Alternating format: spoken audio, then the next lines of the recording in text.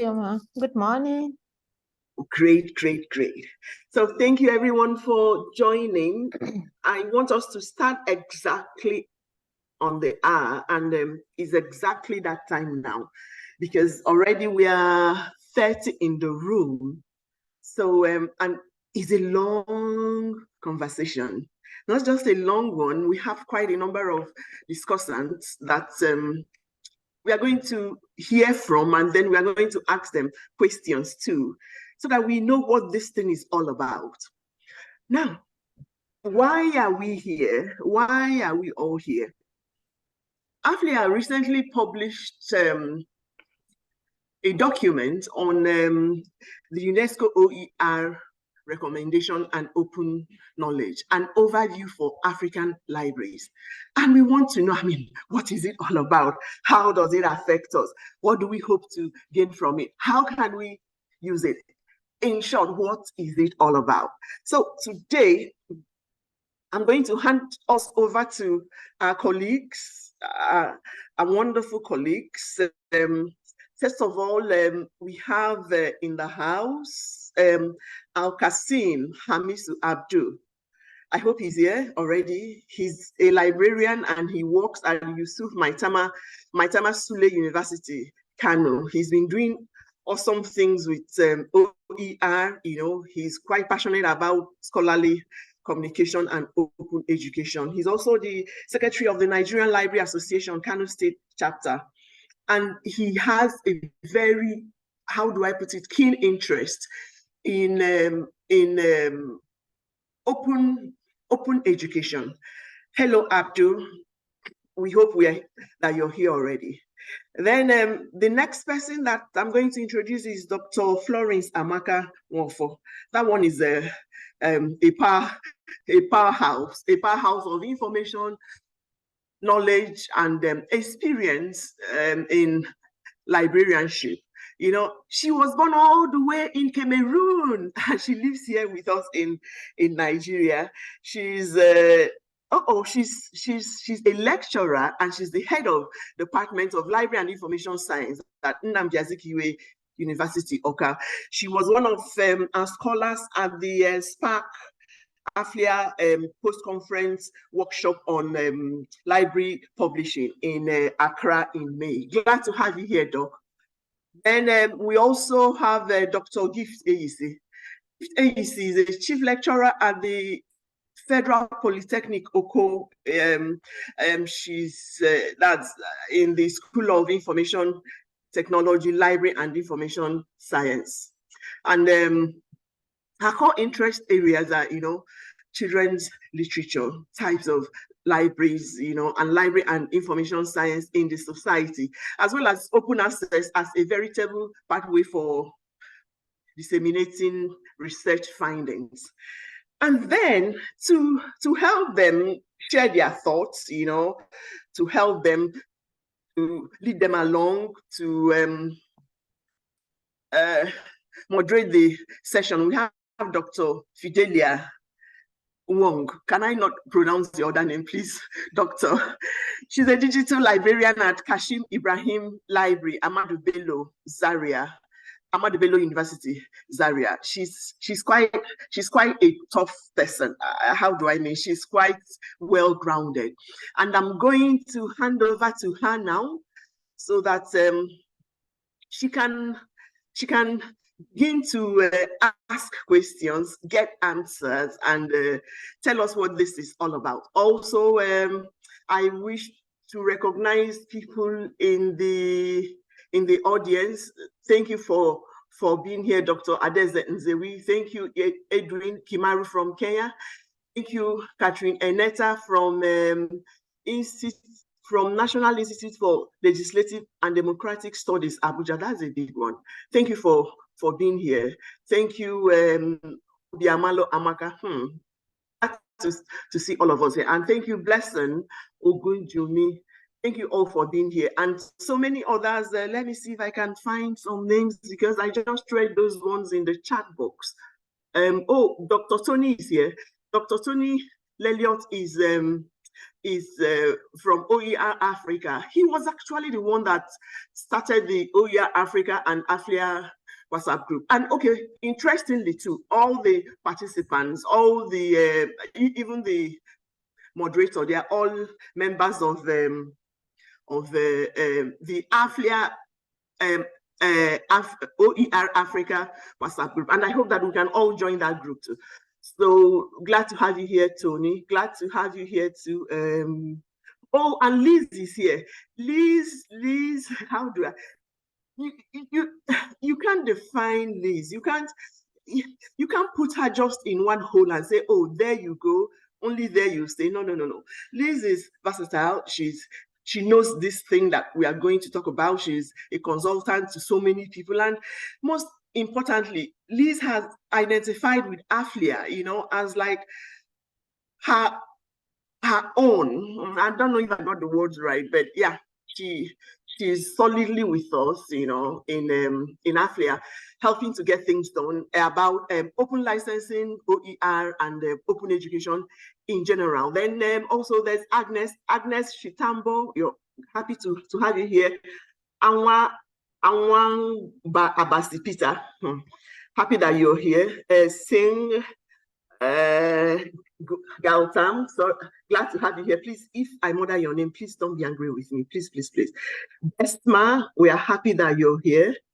Quite a number of us here. Binta, Catherine, Debbie, Dinah, Edwin, Elizabeth, Gomolemo. Oh, glad that you're here. Thank you for being here too, Grace, Hela, Ibikunle, Fofana, Jocelyn has been quite a while. Glad to see you here. Judith, Catherine, Makola, Lynn Jibril, our own Lynn Jibril, Miracle, Mohammed, Ngozi, Riak, glad to have you here. Sayo and Ugochi, glad to have all of us here. I'm sure that more and more people will join, but now I want to hand over to the moderator. Fidelia, over to you, please. Thank you very much. Good morning, my coordinator. Are you with me? We want to thank God. Yes, we can hear you loud and clear. Please go on. Fire run. All right, thank you very much. Yes, that my middle name is Mbo Huen, meaning who knows. That is the meaning in Gong, one small village in Kaduna State in Nigeria. I want to welcome you all. I don't know if Malem Al-Qasim is online. Are you with me, Malem Al-Qasim? Yes, I am with you. Thank you very much, sir. I want to ask you this question, sir, that please can you help us to understand what's the UNESCO OER recommendation and open knowledge and overview for African librarians. There is so much noise about it, and we want to know what it really is and how important it is to African librarians. Please, sir, we want you to enlighten us in some few minutes. Let's just say 5 minutes. So your time starts now, sir. Okay, you are very welcome. Let me extend my greetings to you all from Yusuf Metamasle University, Kano, Nigeria. As you heard it from the moderator, my name is Al-Qasim Hamisa. So for us to understand what this OER, UNESCO OER recommendation and overview for African librarian is, we need to have a background about what is open educational resources and open education in general. And we to understand that how these resources are important to African educational settings. So open educational resources are quality resources that are issued or published without traditional restrictions. Normally, educational resources are published with restrictions. For example, restriction with regard to price, you have to pay. Restrictions with regard to copyright. That is, there is a copyright on the resources that limits how you use the resource. Despite the payment, the creator want to restrict the extent that you will use the resources. These are traditional resources that are normally being used in educational settings. And it is very unfortunate for African, even these resources, the traditional one, it is very difficult to get them in Africa. Why? Because of the price. We don't have infrastructure, enough infrastructure to produce our own. We have to buy it abroad. And you all know that the foreign exchange is not at our favor. So at the end, you will find it that it is very difficult to get them. We don't normally get educational resources, quality educational resources that we can use to improve our educational settings. And at times, after all the difficulty, when we acquire the resources, we are bound to discover that the resources are not taking cognizance of our context. Definitely, most of the resources that come from abroad, you will find out that examples are cited at another context. Even the language, you will find out that the language is new to Africans. Even if it is English, you will find out that the contextual meaning may not be at the same with the one we are used to it here in Africa. So in this situation, definitely open educational resources are very important to Africans. Why? Because all barriers are now lowered down. You can say that open educational resources are issued at zero barriers, no price, and in terms of what extent that you will utilize it, you have abundant rights on how to utilize it. There are no restrictions.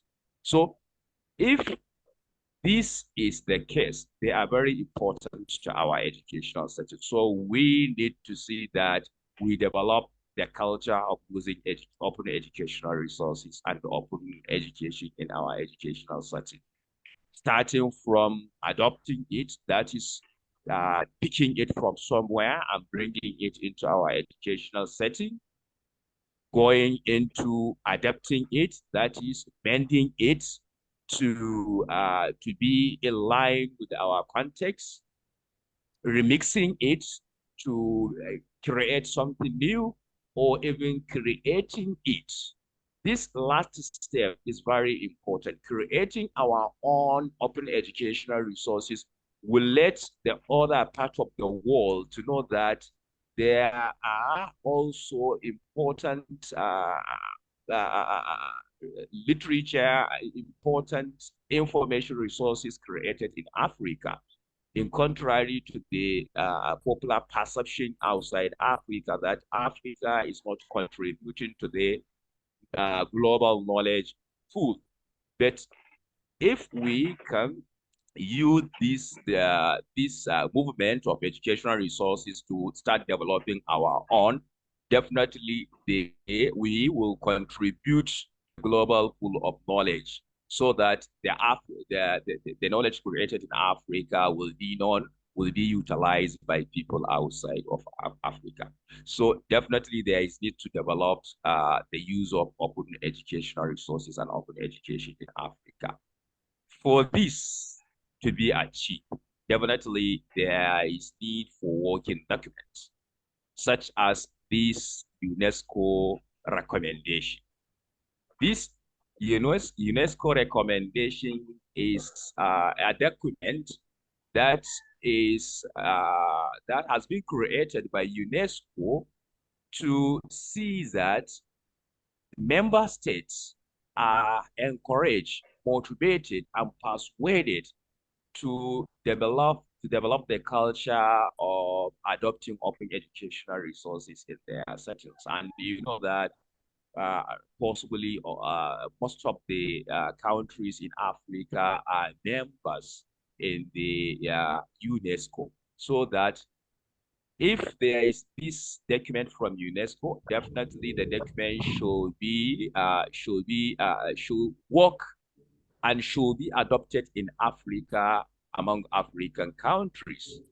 So this is what brought us today to the work of AFLIA in seeing that this document created by UNESCO to recommend how OER and open education can be used or can be developed in member states is now being adopted or contextualized into the African environment.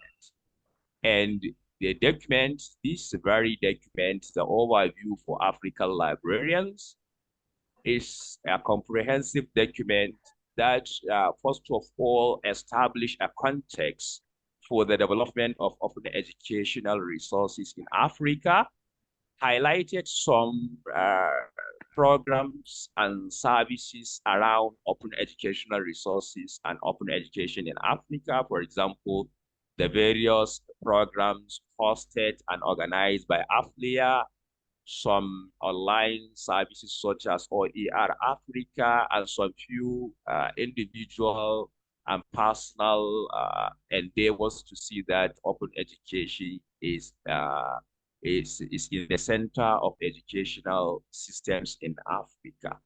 So this very document is about establishing a context, trying to show the African librarians how they can lead this movement in Africa.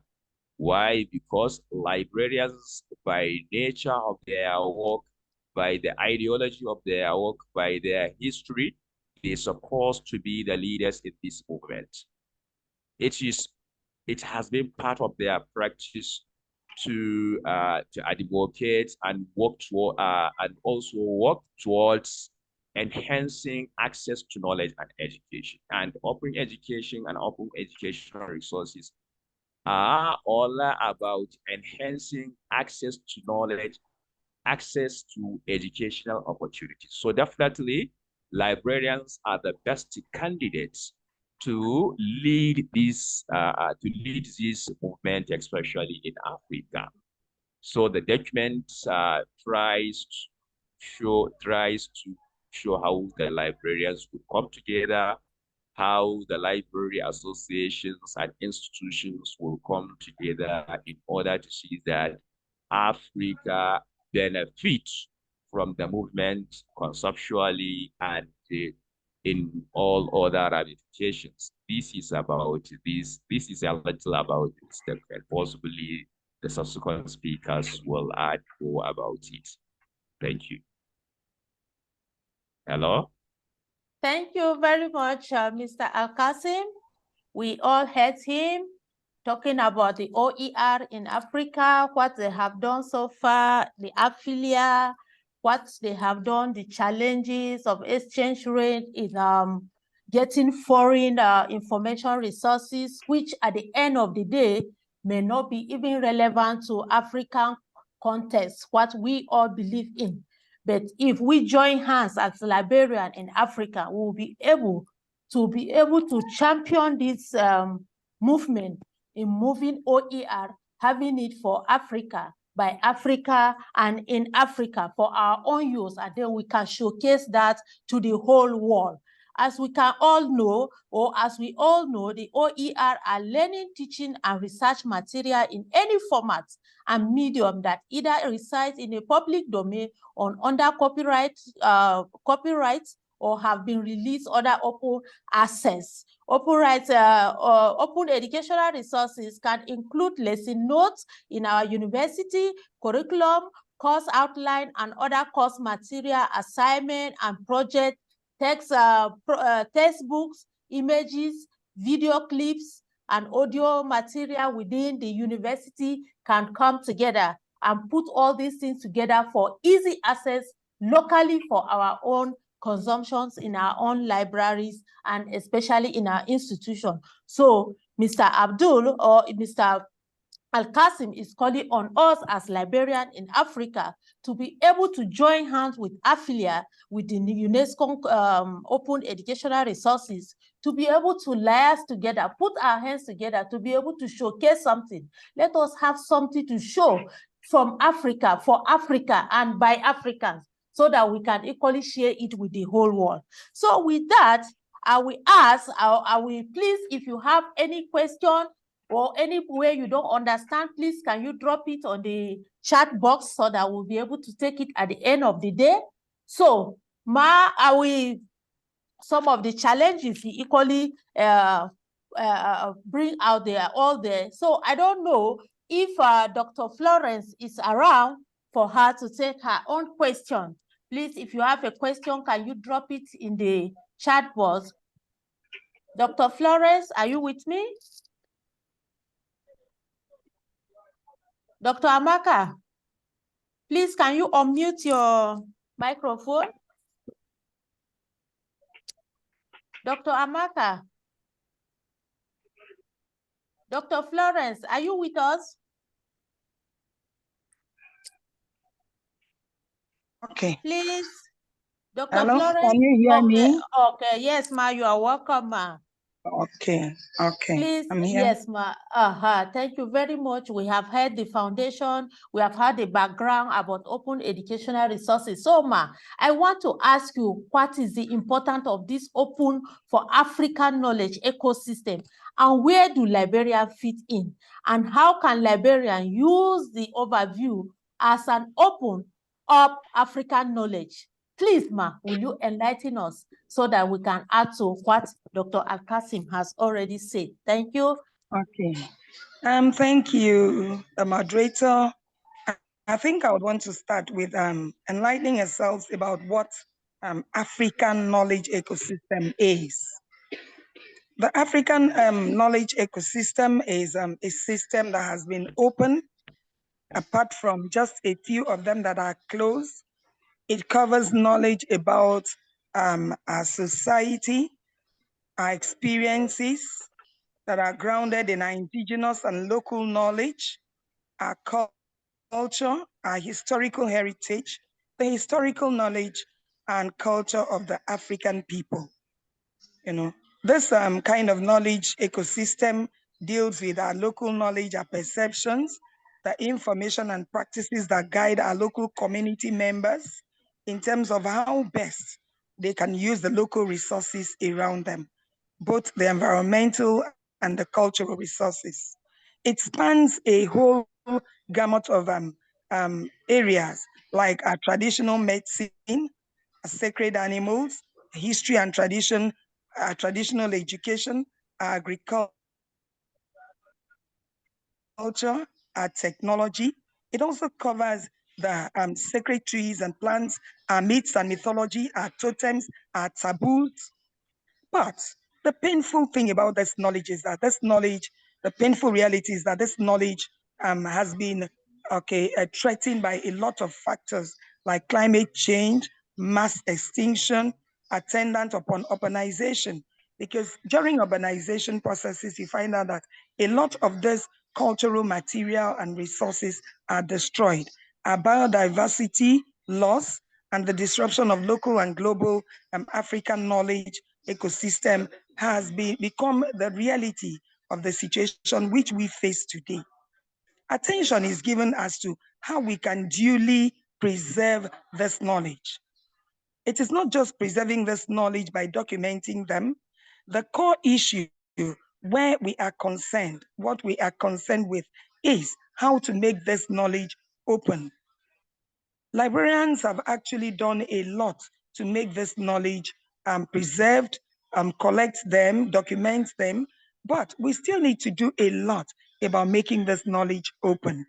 That is, digitizing this knowledge, creating formats of the knowledge that will enable us take it out there into the larger society through online presentation. A lot have been done. In our local libraries, we know that librarians have been in the forerunner, in the forerunner of doing services, creating services, and collecting these resources.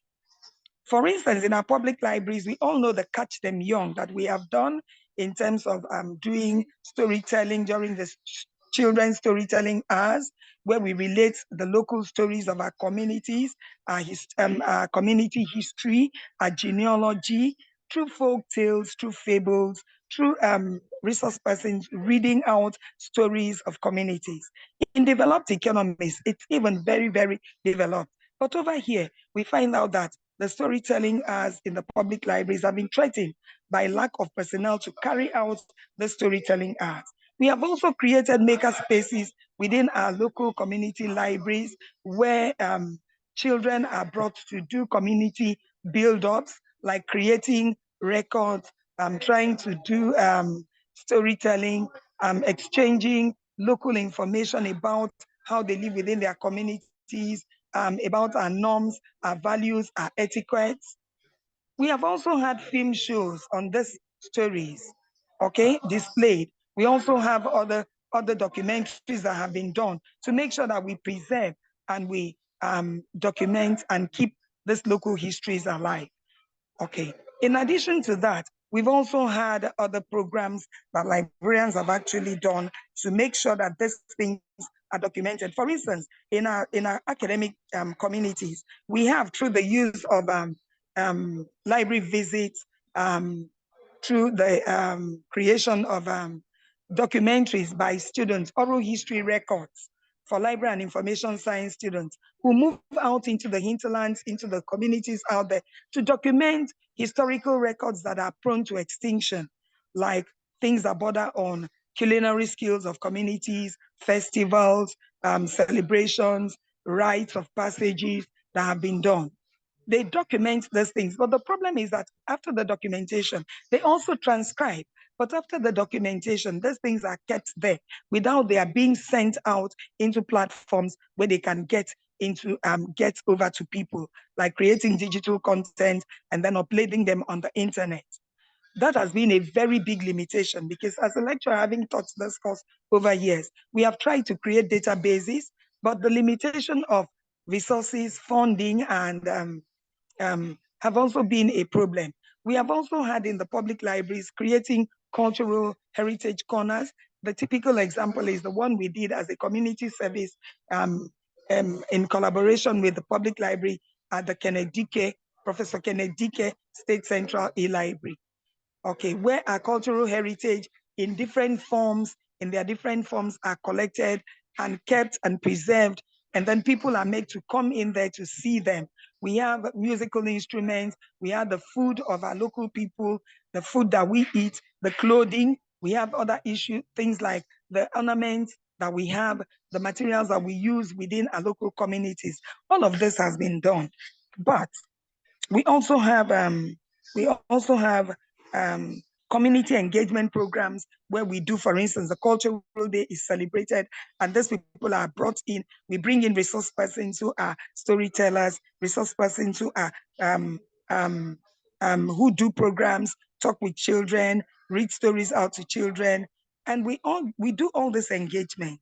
We also have displays that have been organized. These displays where we have all the cultural artifacts, cultural heritage, materials and resources displayed for people to come and see. We have also gone into the hinterland, into local communities to collect. In fact, for us to create that cultural heritage corner, we had to go out to the communities begging for the things they have actually, they really felt were no longer important to them, but which are cultural heritage that we needed to preserve. Okay, we have done all that, and we have also done other cultural day celebrations. We have had story reading hours, and all of this totally have been done to actually preserve these resources. The next stage we need to upscale is to make sure that the digital contents that are created, the transcribed documents that are created, that we create digital contents of them so that we can actually put them on the internet and people out there can actually, there will be greater access, because the emphasis of what IFLA and the OER is about is having access, creating access. Because when we create access, multiple access, we find out that these cultural heritage resources and cultural heritage materials can actually get to people. Our musical instruments, books can also be done. Our textile, our pictures, our paintings, our sculpture works can also be brought out there for people to see. Then the community engagement with elders, unions, and groups can also enable us also to create content online. When we are able to create this content online, we all know that our local heritage, our cultural heritage, our history, communal history, our genealogy will all be made available and accessible for greater use and improved and better use. Librarians are in the forefront because they are actually information managers. They have the skills. They already, through their education and training, have been equipped with the necessary skills that they need to actually carry out this activity and carry it out successfully. A lot of the things librarians can do in this respect is to help in academic libraries, make sure that these resources are put into their institutional repository, okay, create databases that are put into the institutional repositories so that when these things get into the institutional repositories as core content, they will also be made available. And then the local library, at the academic environment, librarians who are LIS educators could also enhance and enable the collection of cultural heritage history by making sure that they teach the librarians in training how to actually create the local content, collect local history, do community engagement, do historical events, teach them how to conduct the interviews to create those resources, enable them to know how to collect, how to organize, plan and arrange and actually implement the oral history documentation program, which is very, very important. That's the best way we can actually garner these local resources that are now available out there, but that are residing with us. We plan it very well, teach our students to obtain the necessary skills that they need.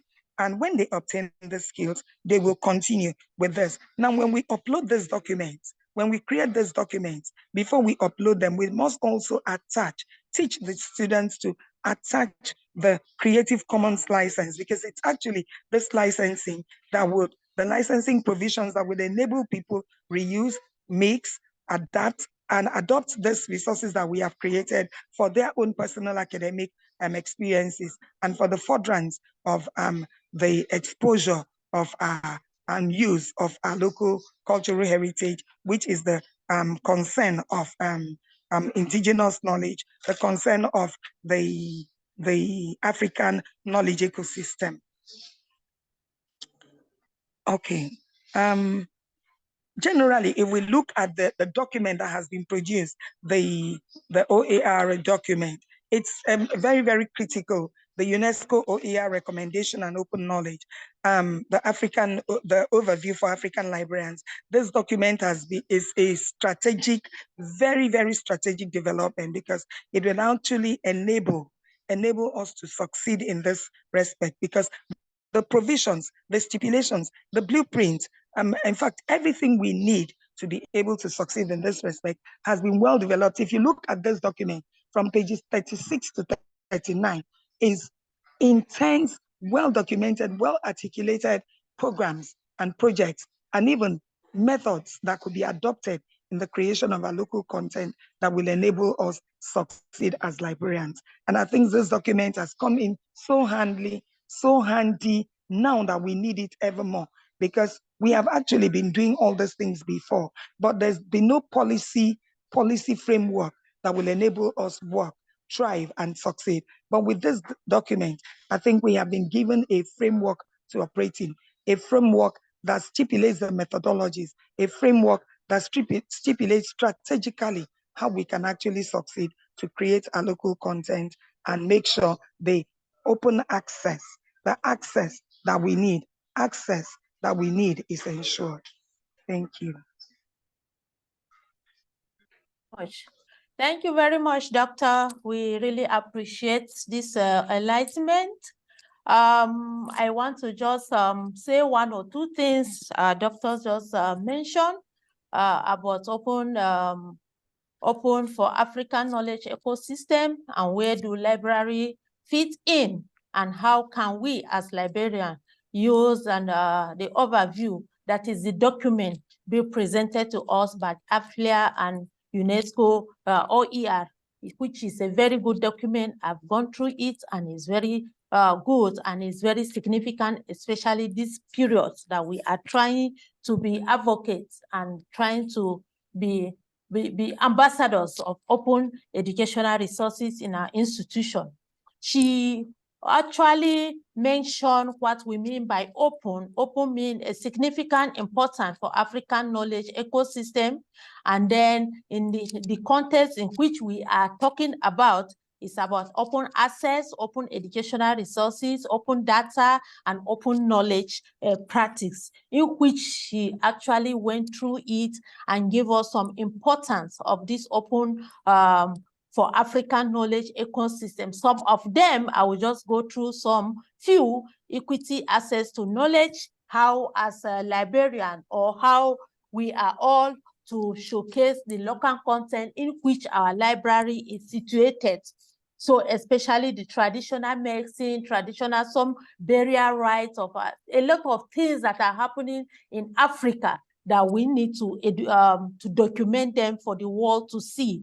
Even the local relevance and cultural diversity in our community, we need to practice to allow recreation and sharing of educational and research material that's culturally relevant and adapts the local contents, language, and tradition in preserving this local content. She equally talked about research and innovation, because with the open access to our research finding and data accelerated scientific research and innovation, it will enable African researchers to collaborate globally in contributing to the content of open educational resources. Even lifelong learning. Open educational resources support long life learning by providing accessible and adaptable material for learners at all ages, especially those who are educators in the library schools,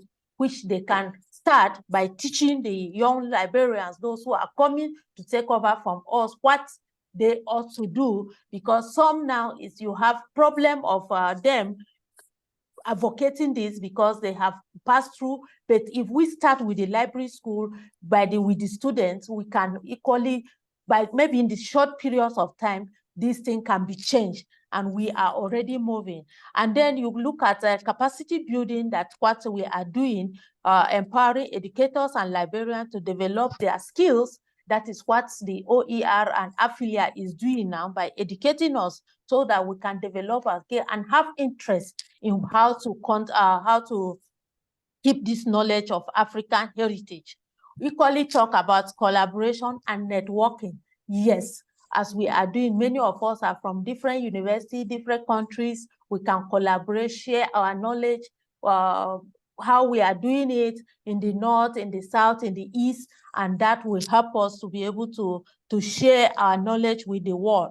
The role of librarians and using an overview, while the advocacy and awareness, librarians can advocate for open practice within their institution and community and she shared how they have been doing it in their own library by going to the community to get information, and then resource curation, where they be able to digitize this material, the resources, maybe going to the village, get tape recorder, get history from elderly people, document them, put them in the library, and be able to train others who will be able to use them.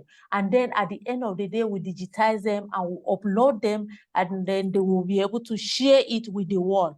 Equally, sometimes the policy we have in the institution equally play an important role. So some of the policy has to be put in place to be able to encourage people so that we can work with the community in which we are all together and be able to engage them in such content curator or content development. So with that, I want to ask, I don't know if Dr. Gift is in the house so that she will take the next question. Dr. Gift, can you unmute your... Yeah.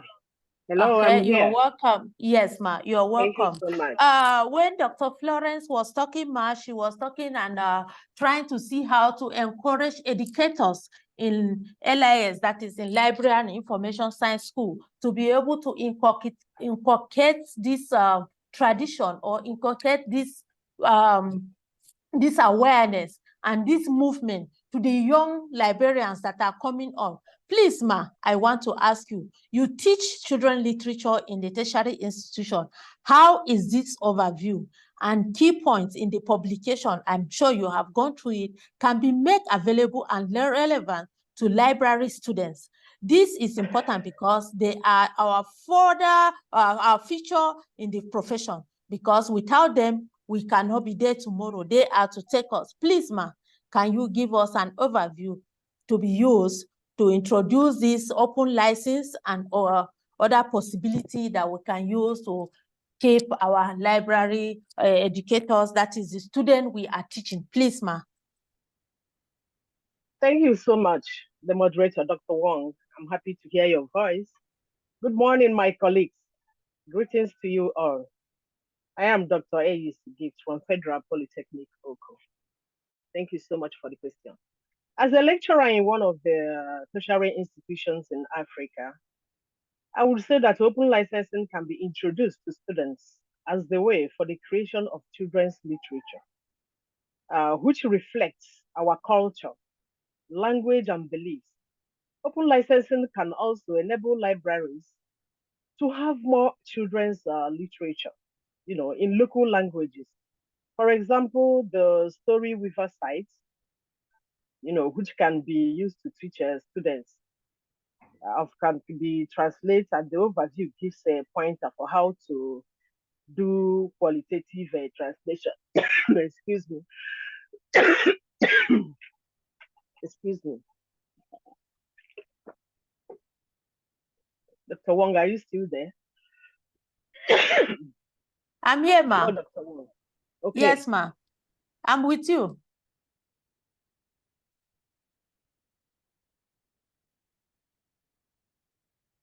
Dr. Gift, ma.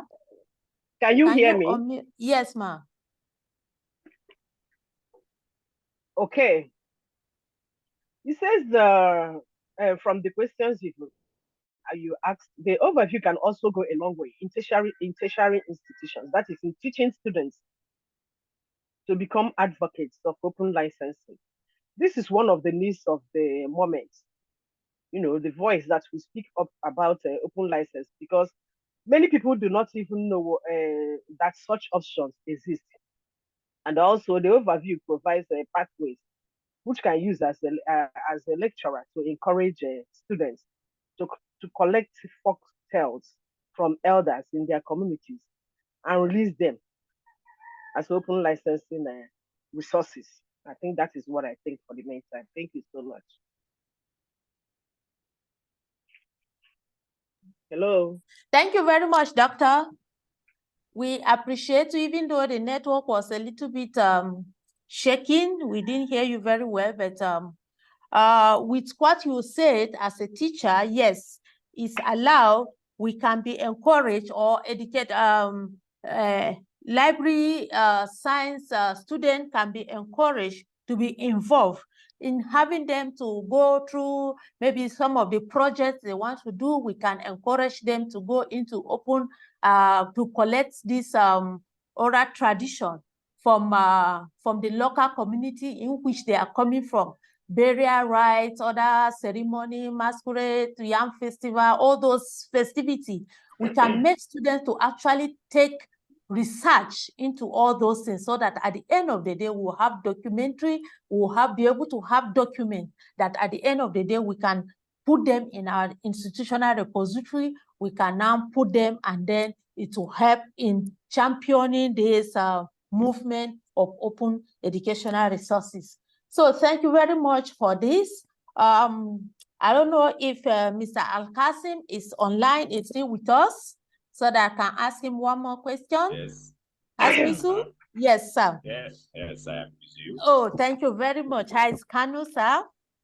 Now we are all fine. And Good. Okay, Thank sir. In your estimation, sir, where are we in Africa as pertains to open educational resources and open license, based on what we have discussed so far? Well, as we mentioned it here and in some other forums, there are some programs and some activities around open education and open educational resources in Africa. For example, many of us here are aware of the OER Africa website hosted by one agency in South Africa with the aim to raise the awareness and use of open educational resources in Africa. And we are also aware of the AFLIA activities, organizing webinars, workshops, making or creating conference theme around open educational resources and so on and so forth. This one is also commendable. There are some institutions, but mainly or mostly in South Africa, the programs on open educational resources and open education. Actually, very credible programs, especially at the University of Cape Town and another university there. And a part of that, there are some push by the Nigerian University Regulatory Agency, that is a National Universities Commission.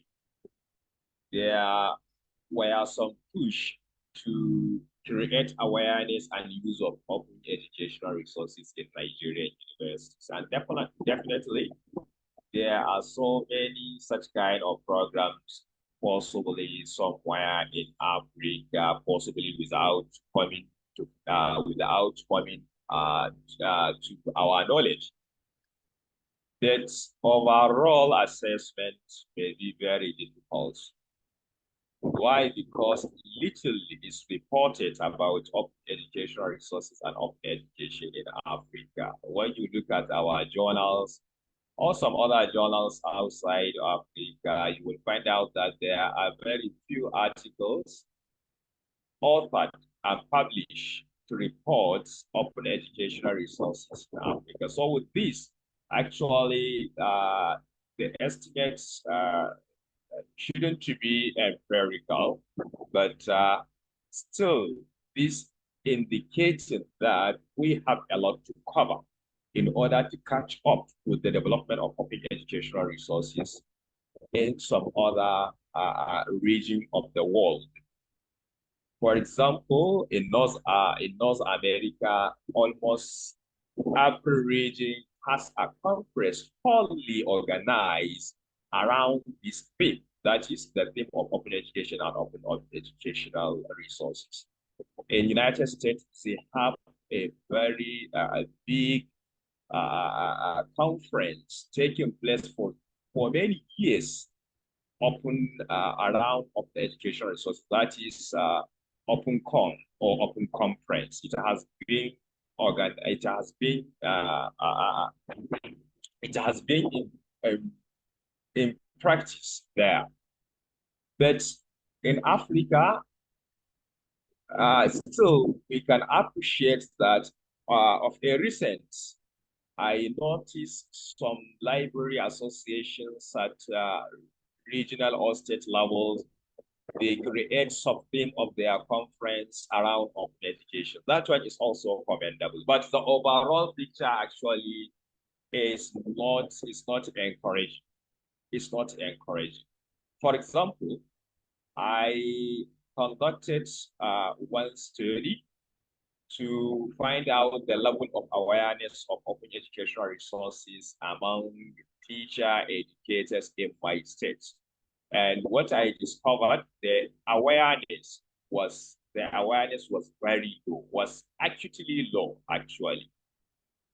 And I also conducted another study to investigate the extent to which Nigerian universities are engaged with open educational resources.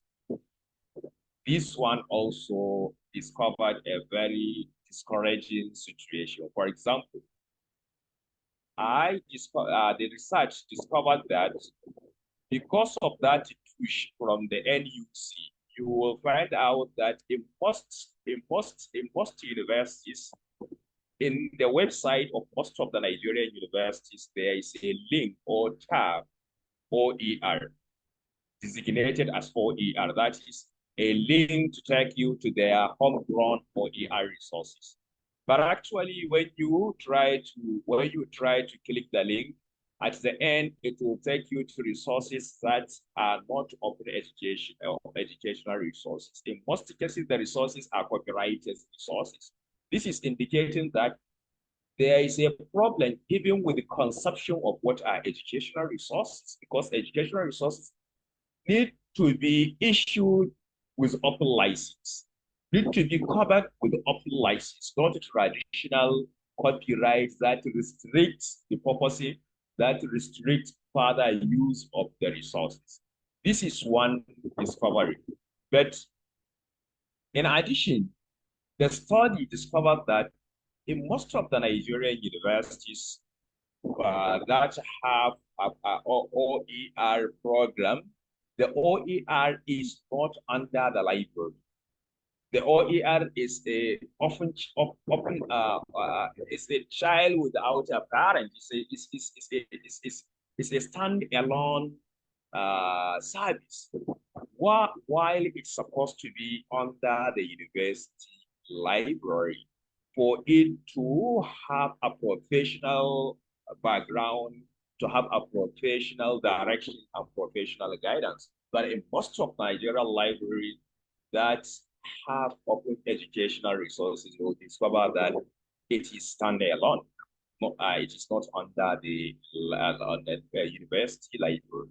So the university libraries in Nigeria need to realize that they are the best candidates to advocate and to endeavor to see that their universities imbibe the use of open educational resources in the university. So in the overall, you can say that we are lagging and we have a lot to cover in the understanding of open educational resources, in the adoption of open educational resources, in adapting open educational resources, talk less to talk about creating open educational resources.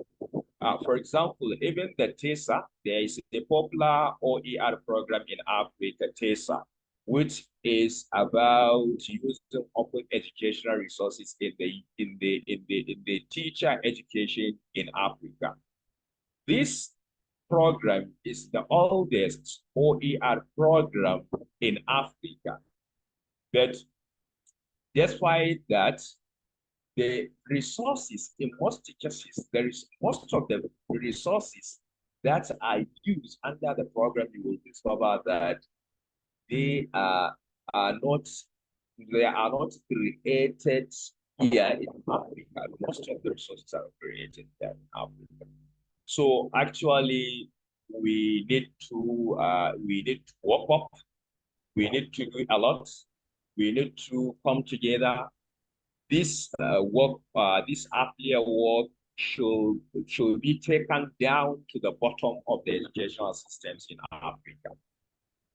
Program like this, organized by AFLIA, should be also imitated by national library associations in Africa. It should also be replicated by local chapters of the National Library Associations. Curriculum need to be invigorated to take Round up your cognizance talk. Round up your points, sir. Thank you. Let me stop here. Thank you, Doctor. Yeah, time is running out, Yeah, and no we problem. really Thank you. appreciate you on this awareness. I'm sure all of us, we all listen how what we have been doing so far, AFLIA, what AFLIA has been doing in growing awareness about open educational resources and open licenses in Africa, across African countries. They have been doing well. And then the government and institutional support, some African government and educational support have been taking steps in promoting open educational adoption. For example, a few countries he mentioned, like South Africa and other. Well, in Africa, I mentioned that of Nigeria too. He mentioned how NUC in their website, that equally the challenge I was having in my institution here in ABU. When you click on the open educational resource in the OER, what it takes you to another thing. And if there's no network in the university, the whole site is off. So it's some of the challenges. And then he mentioned some collaborative efforts in which we are to do to actually see that this our local open educational resources initiative actually move to another big level. And then some of the challenges like infrastructure, connectivity, license, understanding, language, and cultural relevancies. They are all some of the challenges that we can, but as librarians, we cannot dwell on our challenges. We have to move. The little we have to move with it. So, Ma, please, let me ask Dr. Amaka if she's online. Let me just, I have just one or two questions to ask, and then we can take a response from our audience. And if you have any question, please drop it on the chat box so that we can take it after. Dr. Amaka, are you with us? Yes, I'm here. Yes, Ma. How do you envisage the overview of this will assist that these open educational resources in Africa will assist African librarians to get deeper insight into the open knowledge ecosystem and move us forward in introducing and enriching us to adoption of open educational practice? Please, Ma, can you just take some few minutes to do justice to this so that we can move to question and answers? Okay, thank you, moderator. Thank you, our listeners out there. I think this overview has actually come in at a time it is really needed. And I think this is an instrument.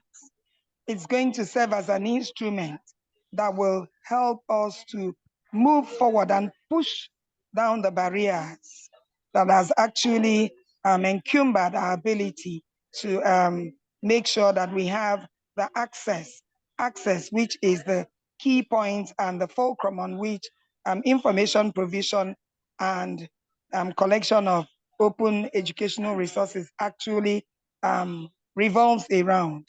Because it's one thing to provide resources, the open educational resources, including even the other resources we have traditionally.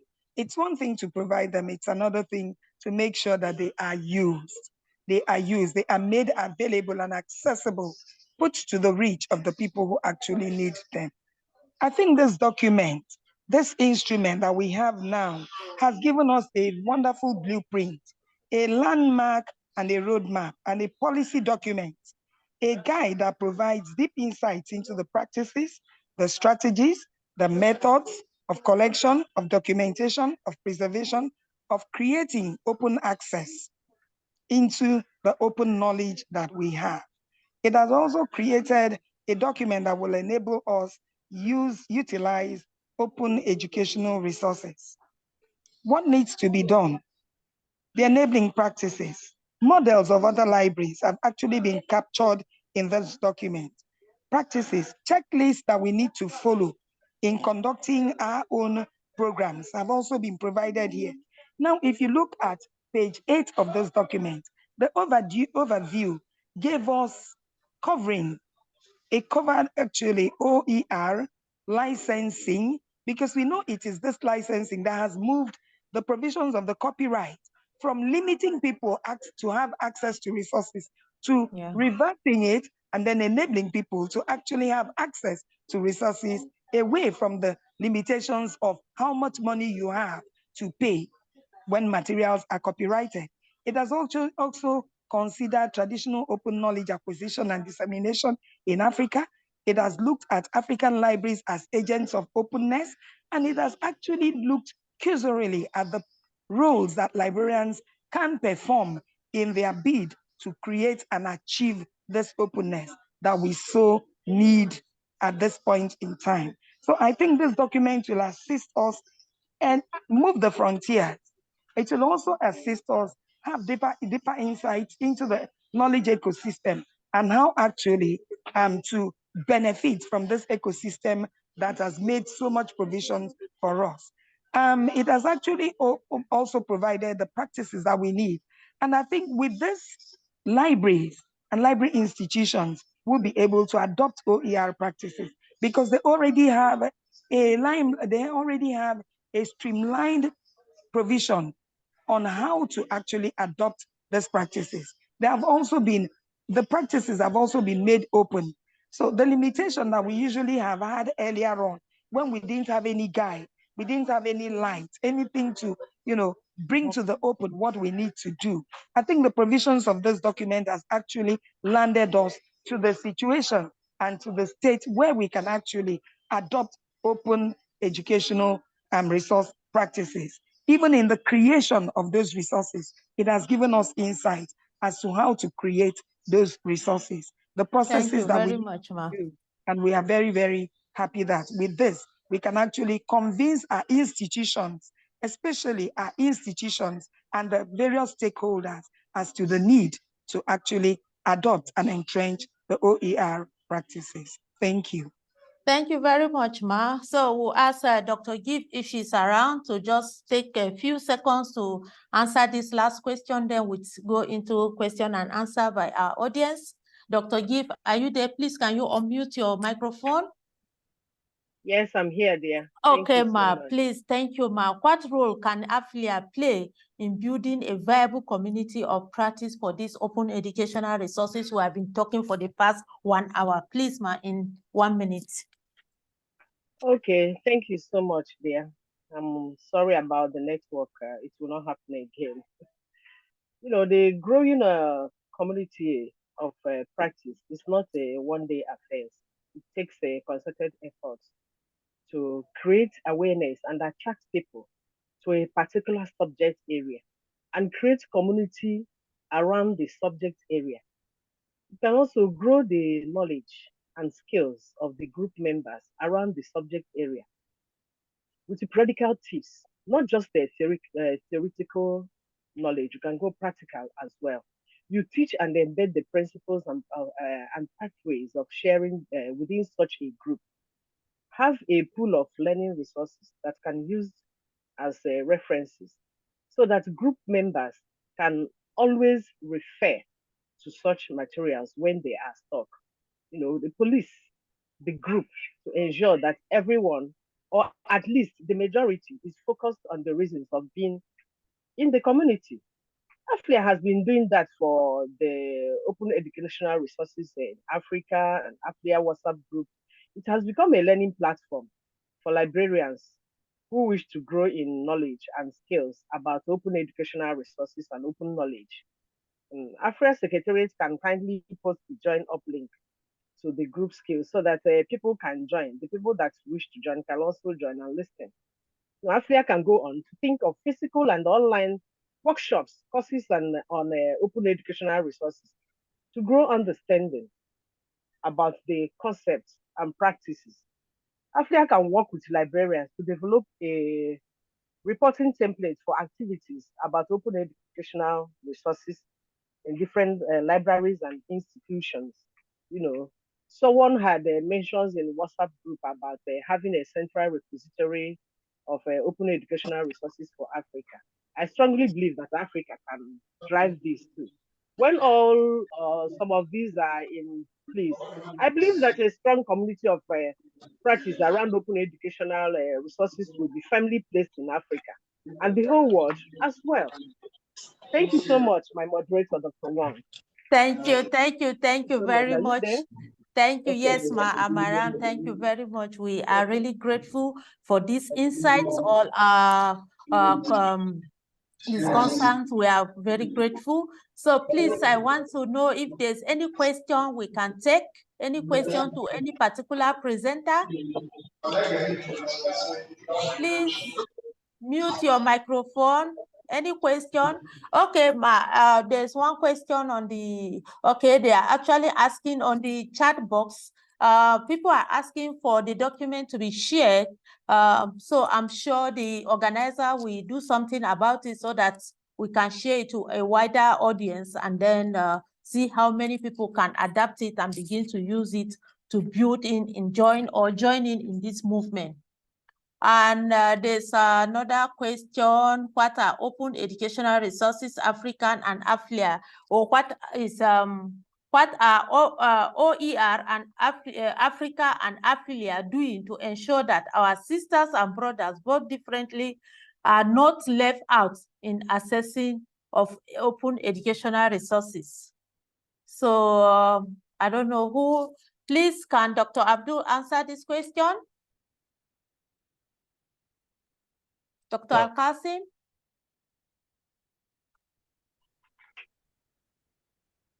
Yes, sir. Can you help us? Hello? That what? Okay, please, can you repeat the question? Yes, sir. That what OER and AFLIA doing to ensure that other brothers and sisters, both differently, I don't know what we are doing to so that all these resources will not be left out in our collections. I guess that is the question. Okay, but I think the people who are in the best position to answer this question are official of the AFLIA and official of the IFLA, actually. I don't know what they are doing possibly, but I believe they have programs. I believe there is collaboration between them to see that the use of open educational resources is being entrenched in Africa. Thank you. Okay. Thank you very much. And we have another one. Okay, they are asking how to join the OER AFLIA WhatsApp group. I'm sure Dr. Nkem will be able to give them the link so that they will be able to join. And then they say, do National Library Association and National Library of each country have a platform they discuss library issue? Is another question. I have not heard a call for librarians to share ideas or point to national bodies to discuss at the regional or continental level. It's all seems all discussion are only done depending on if the association talk or if the executive of these bodies go to meeting with members at international level. Okay, it's a concern this person is actually bringing, that each country, he wants to know whether each country has a platform in which all this, what we have been talking today is being discussed, or is it only when you are in international conferences that all this material or all this discussion will come forth? So I'm sure Dr. Nkem will be able to share light on this. Can I answer a bit? Yes. Can I answer this a little bit? Yes, ma'am. Yes, ma'am. We are all learning. That's the first thing. You know, AFLIA, because what the person wrote there, okay, other questions. Somebody asked about IFLA. IFLA is the global body. It's the global body for librarians, from all types of library. AFLIA is for African librarians from all types of libraries. And we are trying to build all these things up from scratch. You know, AFLIA is 10 years, like we know. But now, about this OER thing, this is an idea that we are going to run with, to establish a kind of national committees through the National Library Association, because we always work with the National Library Association. It would be wrong for AFLIA to just get into an African country and establish something without going through the association. So it's something that we are going to have a look at to know how to do it. And this is critical now because we are looking at how do we get a seat at the table for when international or global discussions about OER, when they are going on. We are going to hear more from Liz and Tony about that tomorrow. But this is like what ought to be done too. So AFLIA will look into it to have, using our national library associations, have committees that can help us know what is happening in your country with OER, with open licensing. Do you have any need for training? Do you have any need for assistance anyhow? I saw that somebody is asking if there's a fund to promote it. Right now, AFLIA does not have that kind of fund, available. But that does not mean that in the nearest future that it may not be available. So this idea of discussing all these things at a national level, bringing it up to a regional level like at CESCAL, and then bringing it to AFLIA will really, really be sensible. So yes, we'll look at it. Thank you very much. Thank you very much, Ma. So we are almost rounding up. So we'll tell, can I call on our panelists to at least give us 1 minute, your last words before we depart. So let me start with Dr. Abdul Al-Qasim, sir. Just. Hello, Doctor. Oh, very soon. Okay, my last word is that let librarians accept to change. Let them change in order to survive, in order to sustain their relevance in their community. And one of the way and one of the directions that this they will change is to imbibe and lead change in the area of open access, open educational resources, and the open educational practice in general. This is my call to my fellow colleagues. Thank you. Thank you very much, sir. Dr. Florence, your last words? Librarians, it is time to sit up. Librarians, it is time to engage, reskill, retool, re-energize your strategies, and embrace the OER. It will actually help us go a long way in developing our local content and also projecting our cultural heritage. Thank you. Thank you, Ma. Dr. Gift? Yes, my last word is going to be that all librarians should help in promoting access to quality education and supporting the development of a knowledgeable and skilled workshop in open educational resources. Thank you so much. Thank you very much. And we are about 54 in the house, and it's my hope that tomorrow will be 100 plus. Let everybody bring one more person to the group. If you have benefited from today's discussion, please make sure your colleague, your friend, they should join in tomorrow by 2 p.m. Nigerian time, I guess, so that we can discuss together and see more. We can have more discussion on this. And if there's any question again, tomorrow we can attend to that. So I want to appreciate you for today's discussion. It was a wonderful one. I have learned a lot, and I'm surely going to do something in my university to make sure that we have a running something to call open educational resources in our institution. And I'm sure each and every one of us will be an ambassador as we look forward to seeing you tomorrow. So I call on Dr. Ikem to give us a closing remark. Or if Dr. Stalin wants to say something. No, I'm good. Thank you very much. Thank you. Colleagues, it's really good to hear our thoughts, to have all these ideas, and already we are beginning to see what we hope to do, what we are going to do. And then tomorrow we are going to wrap it up with what are the next steps? What do we do? How can we do them? Because so many of the questions here, comments here, is as if it will be better if they come tomorrow. How do we do this? We know of this now. So what happens? And that is what we are going to talk about tomorrow. And it has to be in practical terms so that we can now move on and see what we can achieve. Because we cannot afford to be left behind. When we talk about equity, education. This is really a core part of it. And librarians, like I've been saying, this is a marathon. It's not a sprint. It's not something that you just do 100 meters dash and say, oh, I've done it. It's a marathon. It's something that goes on and on and on for a long distance.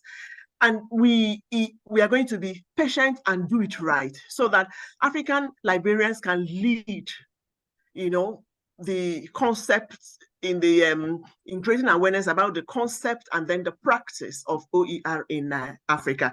Thank you very much. So I'm looking forward to seeing all of us tomorrow. Don't miss it. Thank you very much. Thank you.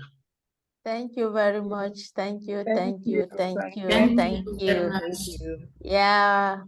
Okay. Thank you. Bye-bye. Thank you. Thank you. Bye. Thank you. Bye. Tomorrow. Yeah. Unfortunately, nobody opened his own video for us to see our faces.